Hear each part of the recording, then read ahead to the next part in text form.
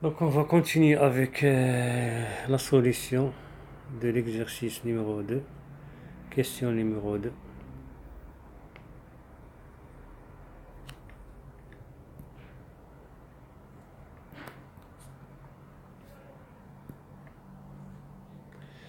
Question numéro 2, qu'est-ce qu'il demande? Déterminer les composantes du vecteur vitesse V, donc la vitesse V, et en déduire les composantes du vecteur unitaire temps. En déduire temps. Donc on a OM est égal à XI plus YJ.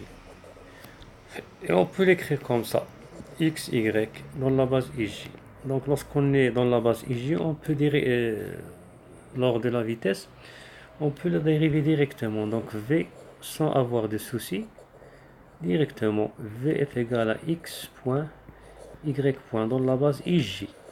Ceci seulement dans la base IJ. Si vous êtes dans la base ER, Eθ, vous ne pouvez pas le faire. Parce que ER et Eθ sont des vecteurs tournants. Mais dans ce cas, c'est pas grave. X point, Y point directement. Donc c'est garanti. Donc la vitesse c'est égal à X point c'est d de X sur dt. Et Y point c'est d de Y sur dt dans la base IJ. Donc notre vitesse est égale. Donc d sur dt de quoi? X à quoi est égal? X c'est donc d sur dt de 2 cos t sur 2. 2 cos t sur 2. Et ici d sur dt de 2 sinus t sur 2. Dans la base IJ, il faut toujours préciser dans quelle base vous travaillez. Donc notre vitesse est égale. Donc la dérivée de cosinus c'est moins sinus. Mais ici vous avez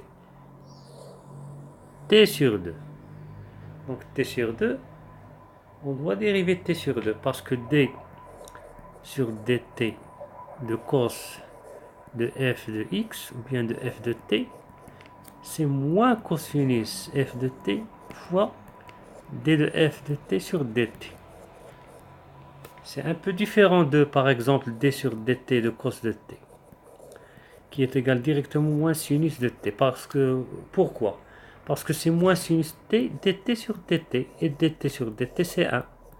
Donc c'est moins sinus t. Donc il ne faut pas oublier la fonction qui est à l'intérieur du cosinus. Si, par exemple, il a quand on fonction x, d sur dx de cos de x, c'est moins sinus x. Mais s'il y a une fonction de x, il faut la dériver.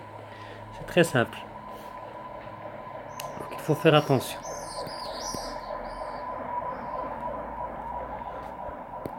Donc notre vitesse est égale. Donc on a ici 2. On peut mettre 2 en facteur. Parce que ici vous avez 2, c'est une constante dans la base IJ. Pour ne pas faire des troubles dans les calculs. La dérivée de t sur 2, c'est 1 demi. Ça, c'est d sur dt de t sur 2. Fois moins sinus t sur 2. Et ici, vous avez 1 demi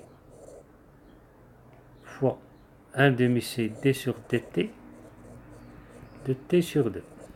Fois cosinus t sur 2. Ça,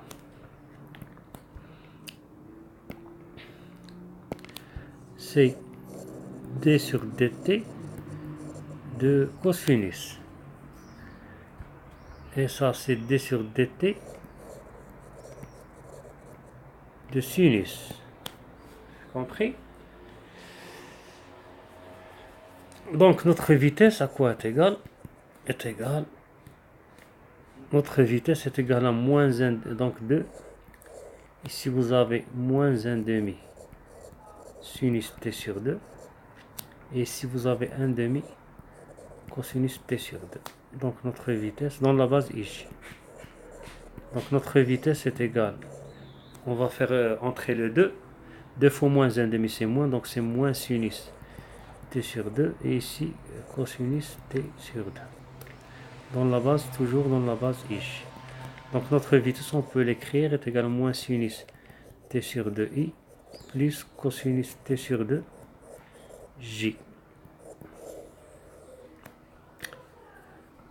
Donc je vais diffuser cette partie et je vais faire l'autre cours ou bien la deuxième partie de l'exercice 2 en parallèle.